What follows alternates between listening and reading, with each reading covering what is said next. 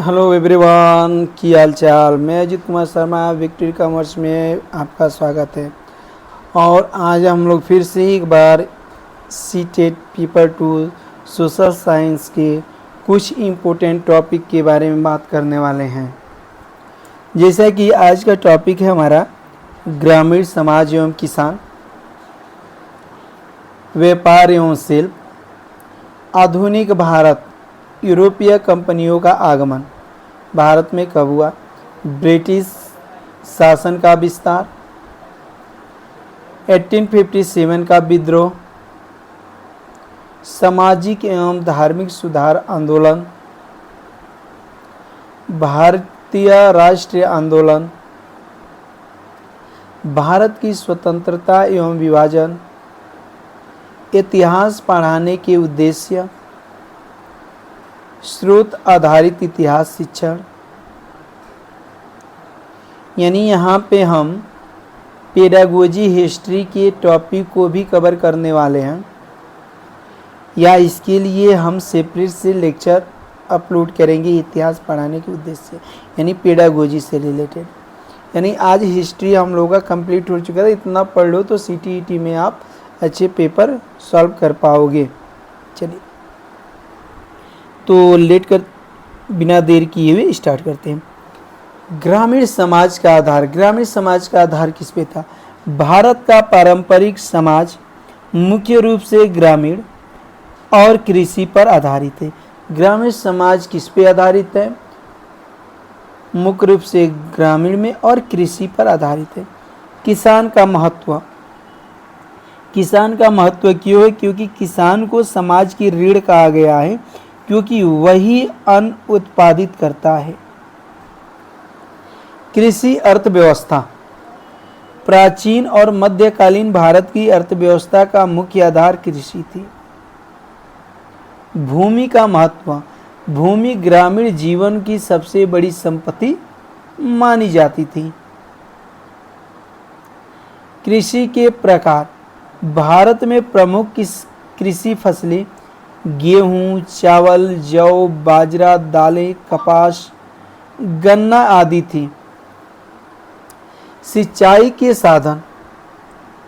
कुएं, तालाब, नहर और वर्षा जल मुख्य सिंचाई के साधन थे। कृषि उपकरण।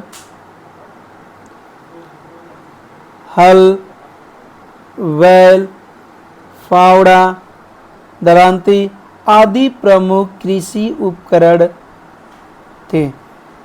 ग्रामीण समाज की संरचना। ग्रामीण समाज जाति, परिवार, पंचायत और परंपराओं पर आधारित था। ग्राम पंचायत। ग्राम पंचायत गांव के प्रशासन, न्याय और व्यवस्था को संचालित करती थी। किसानों की समस्या। करों का बोझ, सूखा, बाढ़, साहूकारों के कर्ज, उपज का कम मूल्य प्रमुख समस्याएं थीं। किसानों का शोषण। जमींदार, महाजनों और उच्च करों के कारण किसानों का शोषण होता था। कृषि उत्पाद का उपयोग। कृषि उत्पाद का उपयोग भोजन, वस्त्र, व्यापार, कर भुगतान में किया जाता था। ग्राम्य कुटीर उद्योग। ग्रामीण क्षेत्रों में बुनाई, कुम्हारी, लोहारगिरी, बढ़ईगिरी, तेल निकालना जैसे कुटीर उद्योग प्रचलित थे। ग्रामीण जीवन की विशेषता। सरलता, सहयोग, आत्मनिर्भरता, साहूकता और परंपरागत जीवन शैली इसकी विशेषता थी। स्वतंत्र से पूर्व स्थिति। स्वतंत्र से पूर्व भारत की लगभग 80 से 85% जनसंख्या गांव में रहती थी। चलिए, व्यापार एवं शिल्प। व्यापार का महत्व। व्यापार ने आर्थिक समृद्धि, संस्कृति आदि प्रदान और सभ्यताओं के विकास में महत्वपूर्ण भूमिका निभाई। आंतरिक व्यापार। प्राचीन भारत में आंतरिक व्यापार सुदृढ़ था। जिसमें स्थल मार्ग, नदी मार्ग और समुद्री मार्ग का उपयोग किया जाता था। बाह्य व्यापार, भारत का व्यापार पश्चिम एशिया, रोम, चीन, दक्षिण पूर्व एशिया और अफ्रीका तक फैला हुआ था। प्रमुख व्यापारिक वस्तुएं मसाले, कपास, रेशम, नील, नमक, हाथी दांत, कीमती पत्थर, धातुएं, सुगंधित द्रव्य प्रमुख निर्यात वस्तुएं थी। प्रमुख आयात घोड़े, कीमती धातु, विलासिता की वस्तुएं, शराब, कांच के बर्तन और विदेशी कपड़े आयात किए जाते थे। 6 नंबर, व्यापार के साधन। व्यापार के साधन थे सिक्के, कौड़ी, विनिमय प्रणाली और वस्तु विनिमय। व्यापारिक संगठन, श्रेणियां और निगम व्यापार के संगठन थे जो गुणवत्ता, मूल्य और श्रमिकों के हितों की रक्षा करते थे। व्यापारिक मार्ग उत्तरापथ, दक्षिणापथ, रेशम मार्ग और समुद्री मार्ग प्रमुख व्यापारिक मार्ग थे। प्रमुख बंदरगाह लोथल, भरूच, शोपारा, ताम्रलिप्ति, मिजुरिस, कावेरीपट्टनम प्रमुख समुद्री बंदरगाह थे। शिल्प का विकास, भारत में शिल्प उद्योग बहुत ही विकसित था, जिसमें धातु शिल्प, बुनाई, मिट्टी के बर्तन, लकड़ी, नक्काशी आदि प्रमुख थे। कपास और रेशम उद्योग, भारत के सूती और रेशमी वस्त्र विश्व प्रसिद्ध थे, जैसे बनारसी साड़ी, मसूरीपट्टनम कपड़ा, कांचीपुरम रेशम etc। धातु शिल्प, लोहे, तांबे और कांसे के औजार, हथियार और मूर्तियां बनाई जाती थी। दिल्ली का लौह स्तंभ प्रसिद्ध है। मिट्टी शिल्प, उत्तम गुणवत्ता वाले मिट्टी के बर्तन, खिलौने और मूर्तियां बनाई जाती थी जो देश विदेश में प्रसिद्ध थे। लकड़ी शिल्प, लकड़ी की नक्काशी, फर्नीचर, रथ और नौकाएं सुंदरता और गुणवत्ता के लिए जानी जाती थी।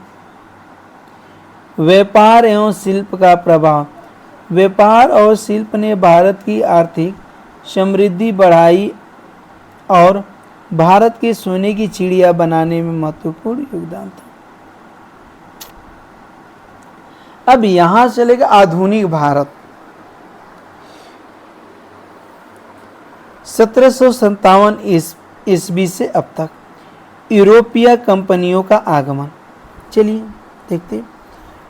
15वीं शताब्दी के अंत से यूरोपीय व्यापारी भारत आने लगे। वे यहाँ मसालों, कपड़ों, रेशम, नील, चाय, अफीम आदि वस्तुओं के व्यापार के लिए आए और धीरे धीरे इन व्यापारिक कंपनियों ने व्यापार के साथ साथ राजनीतिक शक्ति भी प्राप्त कर ली, जिससे भारत पर अंग्रेजों का प्रभुत्व स्थापित हो गया। अब यहाँ पे हम देखेंगे कि यूरोपीय कंपनी कौन कौन आई और कब आई और उसका नेतृत्व किसने किया और उसका पर्पज क्या था। सबसे पहले पुर्तगाल आए हुए थे। अब ये कहाँ के थे पुर्तगाल के, तो पुर्तगाली आए थे। 1498 में पुर्तगाली आए। कौन लेकर? वास्को डी गामा के नेतृत्व में कालीकट में उतरे थे और किसके लिए आए थे? मसालों का व्यापार करना। इसके बाद से बनी डच ईस्ट इंडिया कंपनी।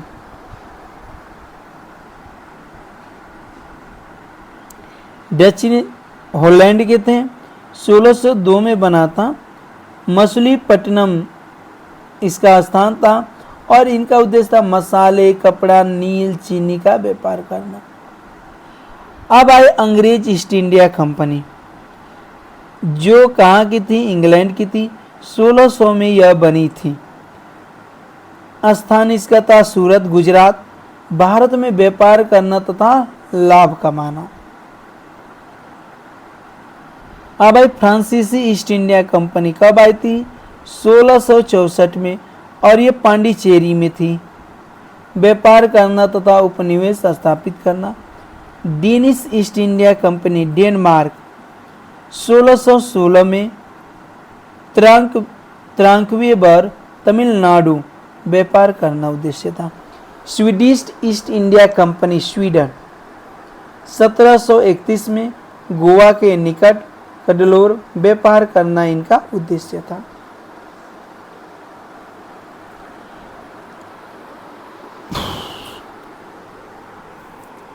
यूरोपीय कंपनियों के भारत आने के प्रमुख कारण। भारत में मसालों, काली मिर्च, लौंग, दालचीनी आदि की अधिक मांग थी। भूमि मार्ग, सिलकट रूट और तुर्कों का नियंत्रण था, इसलिए समुद्री मार्ग से भारत पहुंचना चाहते थे। भारत के कपड़े, रेशम, नील, चीनी, चाय आदि की यूरोप में बहुत मांग थी। अधिक लाभ प्राप्त करना इनका मुख्य उद्देश्य था। नए बाजारों और उपनिवेश की खोज। अब यूरोपीय कंपनियों की गतिविधियां। व्यापारिक केंद्रों की स्थापना की, किलों और गोदामों का निर्माण किया, स्थानीय शासकों से व्यापार की अनुमति प्राप्त की।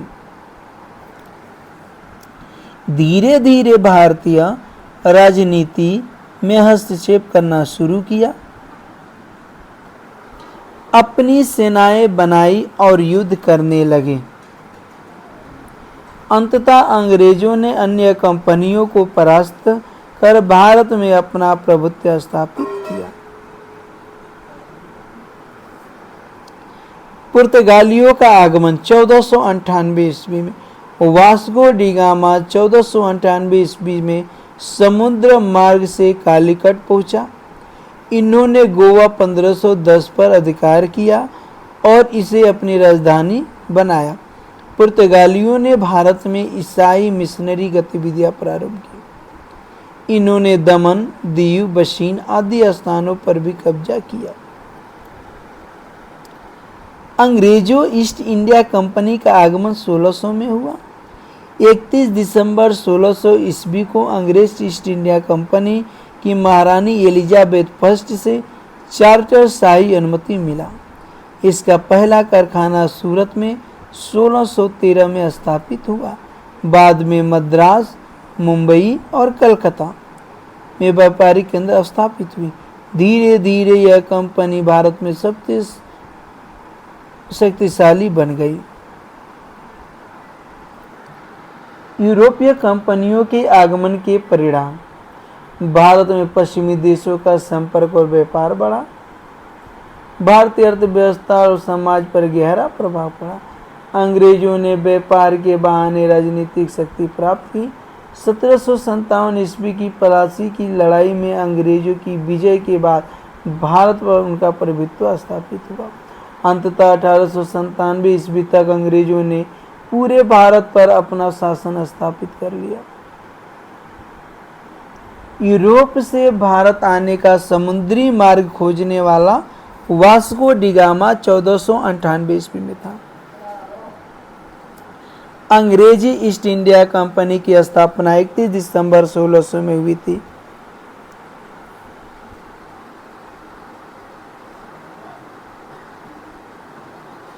नेक्स्ट टॉपिक है हमारा ब्रिटिश शासन का विस्तार। 1757 ईस्वी से 1857 ईस्वी तक ब्रिटिश शासन का विस्तार 1757 ईस्वी प्लासी का युद्ध से शुरू होकर के 1857 ईस्वी तक हुआ।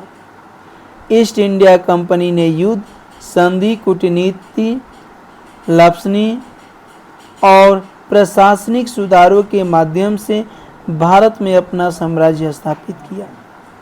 1857 के प्रथम स्वतंत्रता संग्राम के बाद 1858 में भारत का शासन कंपनी से लेकर ब्रिटिश सरकार के हाथों में चला गया। ब्रिटिश शासन विस्तार के प्रमुख तरीके: युद्ध के माध्यम से, जैसे प्लासी का युद्ध 1757, बक्सर का युद्ध 1764, मैसूर के युद्ध, मराठा युद्ध, सिख युद्ध आदि। संधियों के माध्यम से, सहायक संधि, सुराजी मुल्की संधि। कूटनीति द्वारा, फूट डालो और राज करो की नीति। डॉक्ट्रिन द्वारा, दत्तक ग्रहण लाभ, कुप्रशासन लाभ, प्रभुता लाभ आदि। प्रशासनिक एवं आर्थिक नियंत्रण द्वारा। ब्रिटिश शासन के विस्तार की प्रमुख घटनाएं: 1797 में प्लासी का युद्ध हुआ। नवाब सिराजुद्दौला की हार हुई। बंगाल पर कंपनी का नियंत्रण स्थापित हुआ। 1764 ईस्वी में बक्सर का युद्ध हुआ। मुगल सम्राट शाह आलम द्वितीय, नवाब सिराजुद्दौला और मीर कासिम की हार हुई। कंपनी को दीवानी अधिकार मिला। 1765 में दीवानी अधिकार की प्राप्ति। बंगाल, बिहार और उड़ीसा की दीवानी कंपनी को मिली। आर्थिक शोषण का मार्ग प्रशस्त हुआ। 1799 ईस्वी मैसूर का विलय। टीपू सुल्तान की मृत्यु के बाद मैसूर पर कंपनी का पूर्ण अधिकार हो गया। 1803 से 1805 ईस्वी तक द्वितीय आंग्ल मराठा युद्ध। मराठा शक्ति कमजोर हुई। दिल्ली पर अंग्रेजों का अधिकार हो गया। 1818 में तीसरा आंग्ल मराठा युद्ध। मराठा संघ का अंत। भारत में अंग्रेजों की सर्वोच्च सत्ता स्थापित हुई। 1845 से 46 ईस्वी में प्रथम आंग्ल सिख युद्ध। सिखों की हार, लाहौर संधि हुई और अंग्रेजों का प्रभाव बढ़ा। 1848 से लेकर 1849 तक द्वितीय आंग्ल सिख युद्ध हुए, जहाँ पंजाब का विलय हुआ, सिख राज्य का अंत हुआ। 1848 से लेकर 56 तक लाभ की नीतियाँ, सतता, झांसी, नागपुर, अवध आदि का विलय, दत्तक ग्रहण एवं लौप कुप्रशासन लाभ किया गया। 1856 ईस्वी में अवध का विलय, कुप्रशासन का आरोप लगाकर अवध को मिला लिया गया।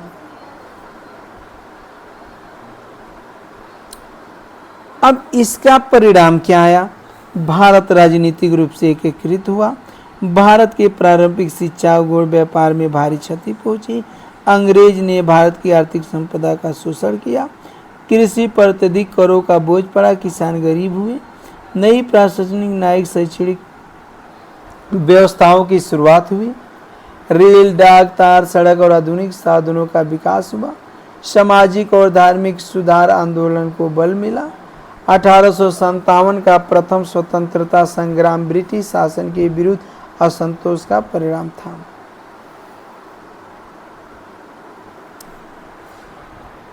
डॉक्ट्रिन ऑफ लैप्स, दत्तक ग्रहण लाभ, 1848 में लॉर्ड डलहौजी द्वारा लागू किया गया। दत्तक पुत्र को उत्तराधिकारी न मान करके राज्य हड़पना। सतारा, झांसी, नागपुर आदि। कुप्रशासन लाभ, किसी राज्य में कुप्रशासन का आरोप लगाकर विलय करना। प्रभुता लाभ, ब्रिटिश सर्वोच्च सत्ता के नाम पर हस्तक्षेप करना। आज के लिए इतना ही। कल पढ़ेंगे 1857 का विद्रोह, सामाजिक एवं धार्मिक सुधार, द्वीट, भारतीय राष्ट्रीय आंदोलन। ये इतना कवर, भारतीय स्वतंत्रता का विभाजन, इतना कल हम लोग लेक्चर में कवर करेंगे। Thank you for watching. हमारे चैनल को लाइक करो, सब्सक्राइब करो एंड शेयर करो। ठीक है, कल का हमारा टॉपिक होने वाला है 1857 का विद्रोह। ठीक है।